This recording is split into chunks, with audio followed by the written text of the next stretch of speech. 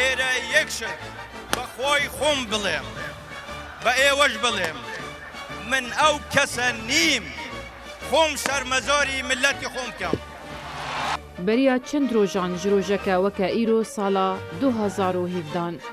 Miletê Kurd tîniyên azadiyê di amadebaşiyê de bûn tenê henaseyên xwe jî bi fikar dikêşan. Berê azadîxwazên Kurd di wan rojan de hemiyan li qibleya Kurdan bû û çavên wan kesên ku nikarîbûn li şahî û xwenîşandan û hilmetên piştevaniya referandûmê beşdar bibin li ser ekranên televîzyonan bûn. Kesî guman nedikir yek çirkeyê ku referandûm naye encamdan hemûyan bawerî bi serokê xwe hebû ku wê wêyekê cîbicî bike. û gotinên serok yên ku xelkê gotin bikodin him bêz dikirin û rondikên çaverêkirina salan mîna baranên buharê dilê milletekî ku sitemkariya dagîrkeran bi sedê salan hilgirtiye geş dikir. ئێستاش ڕێفراندۆم لە دەستی من و حیزبەکان و هەمووی دەرچووە کەوتوتە دەستی ئێوە.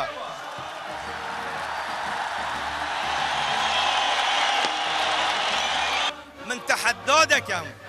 سوپایەکی تر لە هەموو جیهان هەبی بەو چەکەی پێشمەرگە ئەو دوژمنە بشکێنی.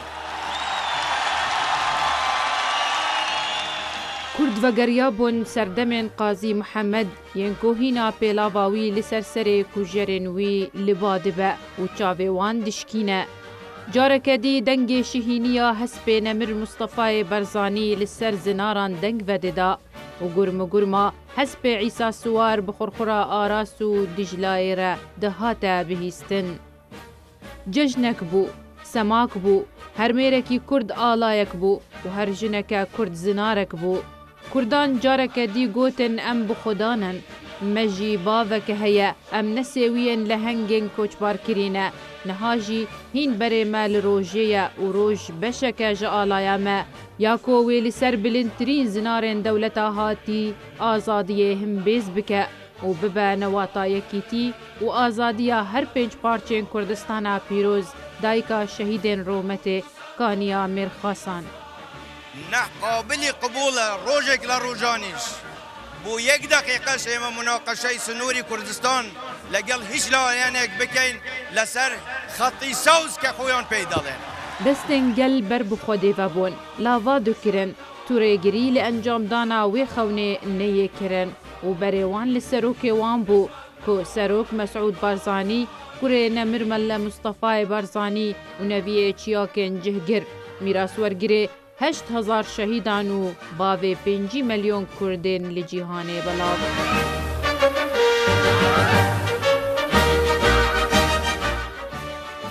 Di 2017 de di rojeka weke îro de mizgeftên bêhtiriya bajarên Kurdan tekbîrên cejnan dixwendin. Dilovaniya Xwedê girtibû ser rêw kolanan mîna hewrên rengareng û gul dibarîn ji rengên alaya Kurdistanê kesk û sor û zer û spî bûn.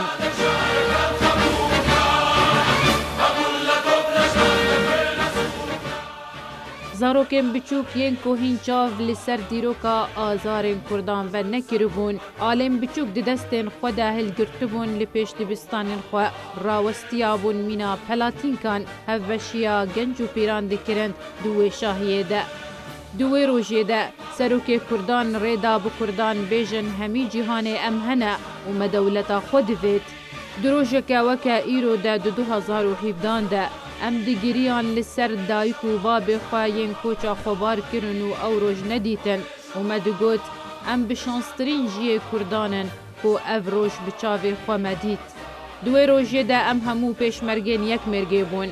em hemû yek deng û yek biryar bûn. Di wê rojê de referandûma Herêma Kurdistanê bû.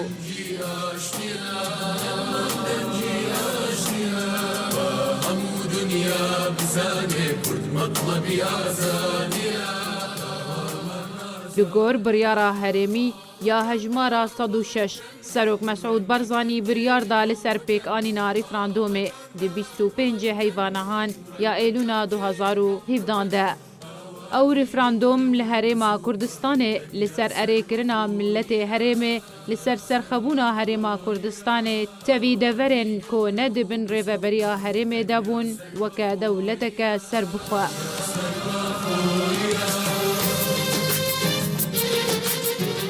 تبي استنگی و بانگ و داخواز و هوشدارین هر چار ولاتین داگیر کرن کردستان ج انجام دان و پیکانینا و رفراندومه و هولن عراق جبورا وستاندنا و لسروک و گل یکبون لسر بریارا خو